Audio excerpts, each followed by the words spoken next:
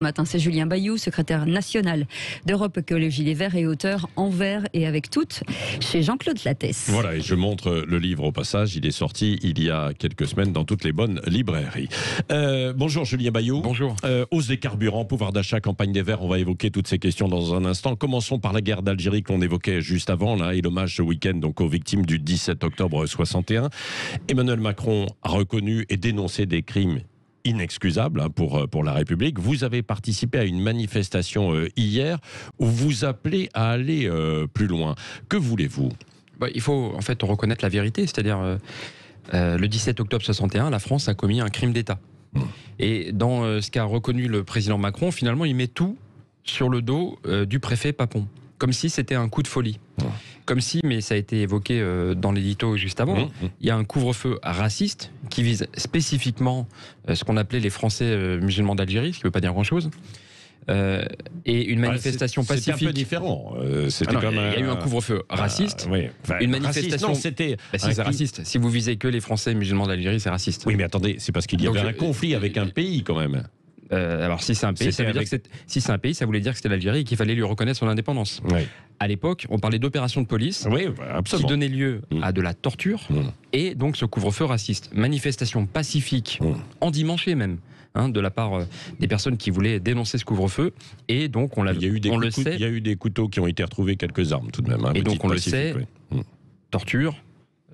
Des Algériens jetés à la Seine, tués, tabassés, et même emprisonnés pendant des semaines sans qu'on donne de nouvelles à leurs proches. Donc ça, c'est un crime d'État. On ne peut pas dire que c'est le préfet Papon tout seul qui a décidé. D'ailleurs, il est resté en poste 6 ans et il a reçu les félicitations du général de Gaulle. Donc ça, c'est le point. Si vous ne dites pas que c'est ça un crime d'État, alors ça se double d'un mensonge d'État, tout simplement. Et donc dans ce que fait Emmanuel Macron, il y a un petit pas, une avancée, mais je crois qu'on est très loin de la vérité. Et s'il n'y a pas la vérité historique, eh bien, il n'y a pas de société qui fait... On n'arrive pas à tourner la page, tout simplement. Bien sûr. Oui. Alors qu'aujourd'hui, Julien Bayou, est-ce que vous êtes d'accord sur le fait qu'il faudrait tourner la page dans une période avec des relations extrêmement tendues avec le pouvoir algérien, notamment ?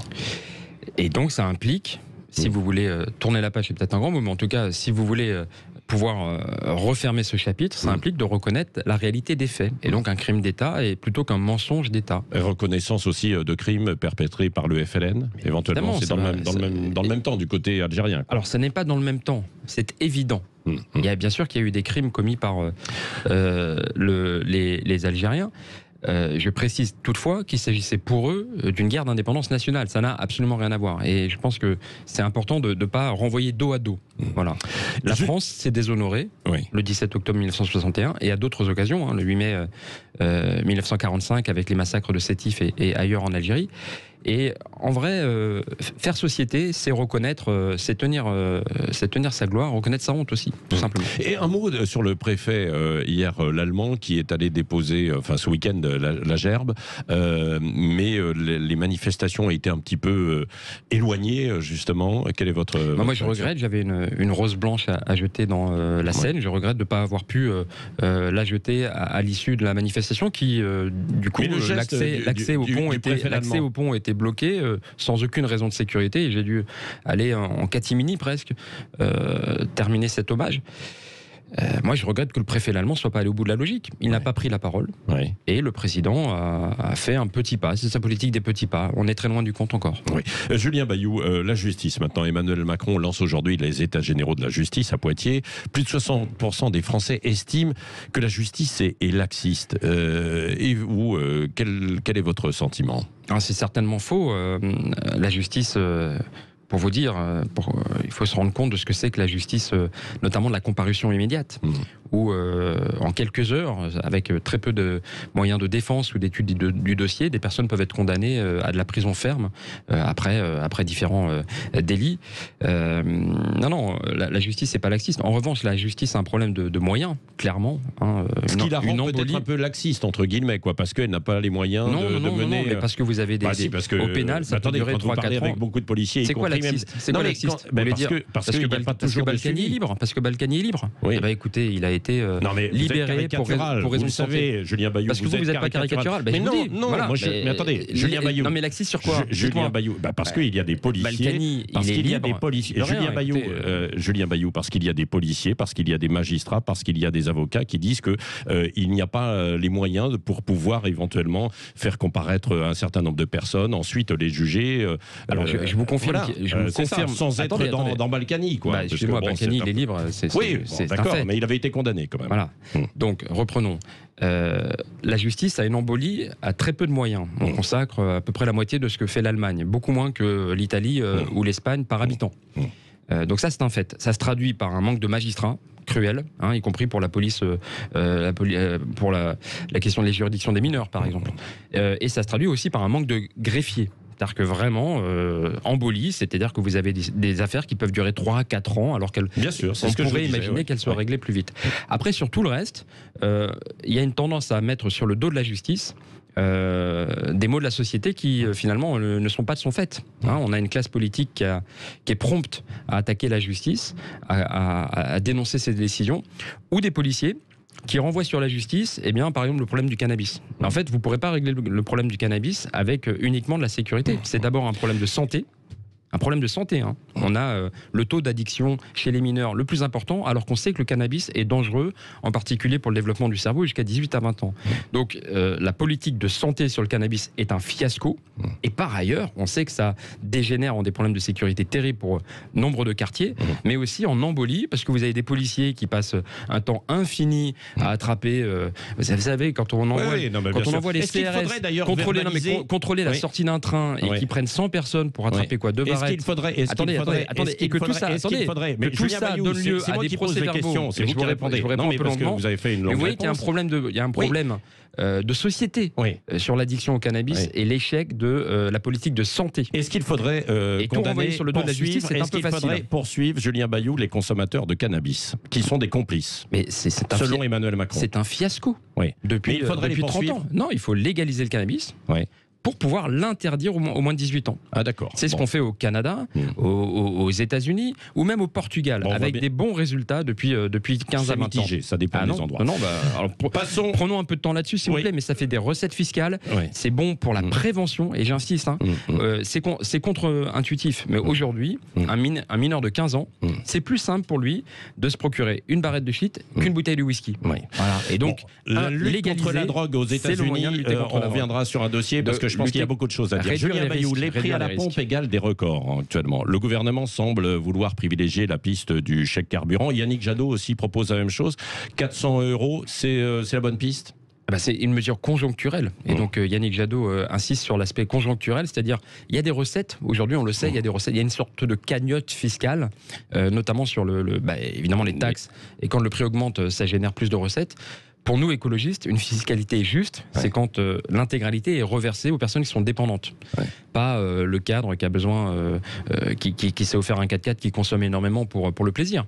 Mais les infirmières, les enseignants... Non mais attendez, Julien Bayou, pourquoi vous stigmatisez le cadre qui peut par exemple avoir un 4x4 pour aller travailler? Mais parce que c'est de l'argent public.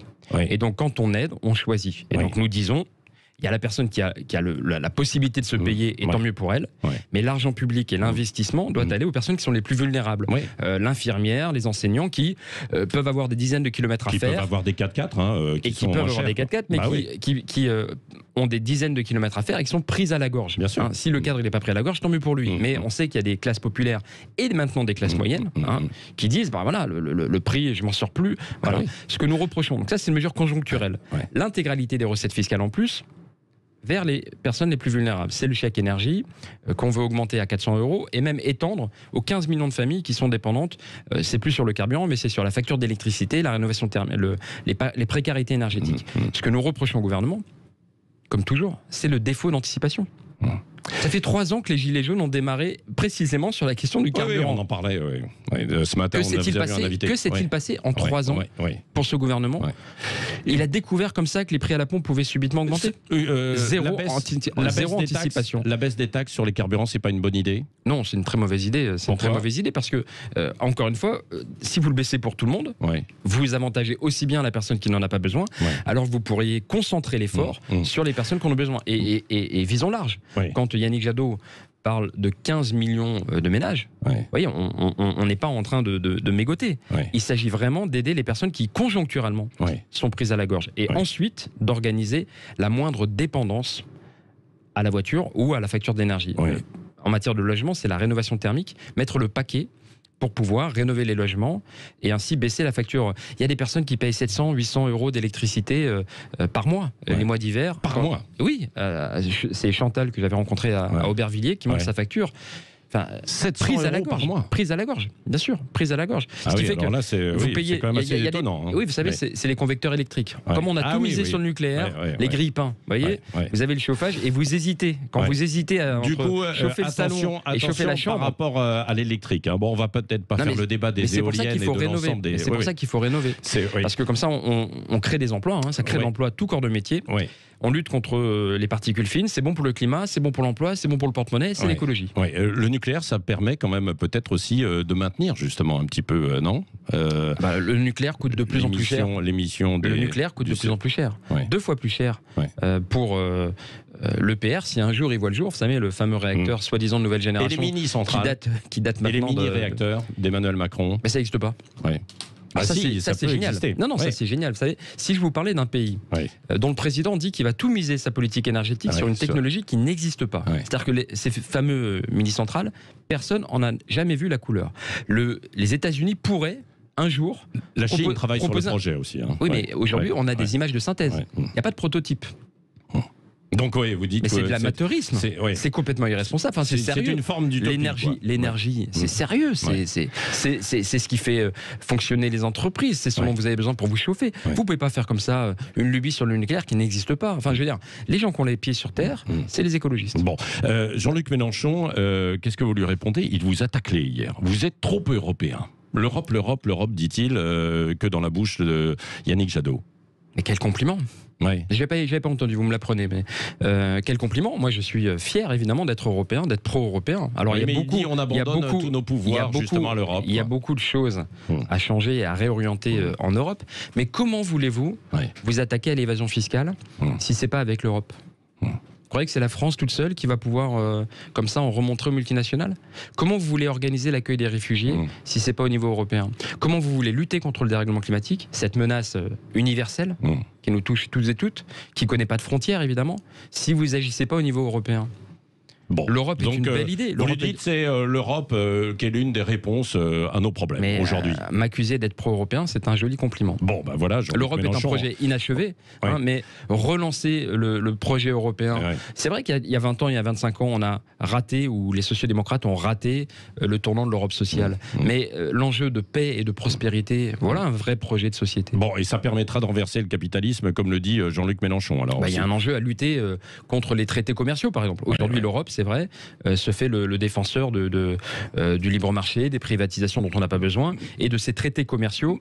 Donc vous dites quand même, je suis européen, mais il y a des choses à revoir quand même, très sérieusement au niveau européen. Vous pouvez être européen, pro-européen, et vous opposer à un libéralisme qui a servi la nature et les hommes, et les femmes évidemment. Un dernier mot aussi sur la campagne des Verts et puis de la gauche en général.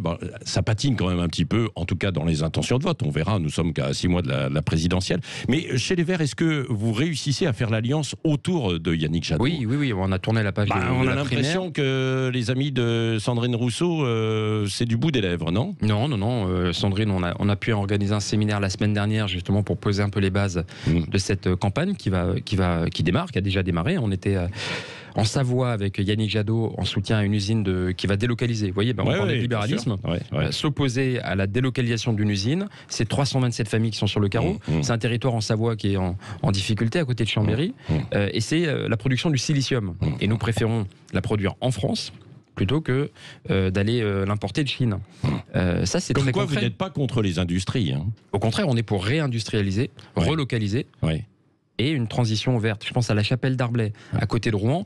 C'est la seule papeterie qui fait du 100%. Oui, papeterie. Papier, on a besoin de médias, évidemment. C'est la seule qui fait du 100% recyclé. C'est un fleuron français et européen.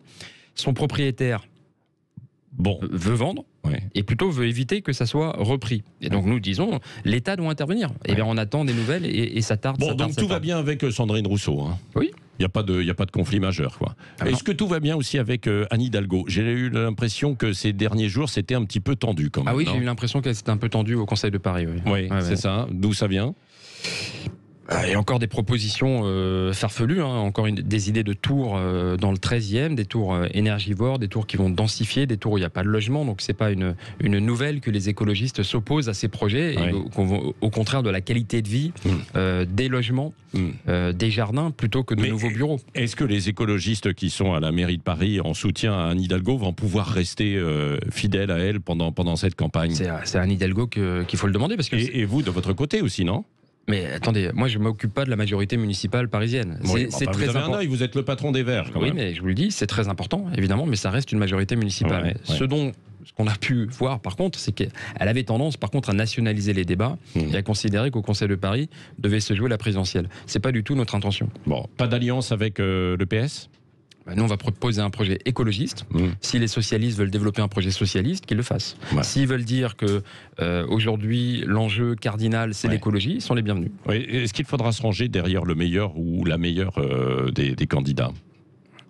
Nous proposons un projet écologiste. Nous avons une primaire qui s'est vraiment admirablement bien déroulée grâce à son organisation, évidemment. Et l'enjeu aujourd'hui, vous voyez, c'est le climat. Aujourd'hui, si vous allez devant les Françaises et les Français pour parler d'autre chose que de climat, en vrai, vous êtes en train de les tromper, parce que c'est l'avenir de nos générations, c'est l'avenir de nos enfants. Éric Zemmour trompe les Français quand il aborde, lui, les autres thèmes de l'immigration ou pas? Les autres thèmes, il en a qu'une, c'est une obsession. Mais c'est quoi, si vous vous attaquez pas à la question du dérèglement climatique, dans quel état allons-nous léguer la planète à nos enfants? Il n'y a pas vraiment d'autres sujets qui comptent. En vérité. Merci Julien Bayou, secrétaire national d'Europe Écologie Les Verts et auteur aussi de ce livre, qui est là. Donc je le remontre en vert et avec tout et toutes. Bravo. Voilà, c'est ça qui vient de sortir. Merci d'avoir été notre invité ce matin sur Sud Radio.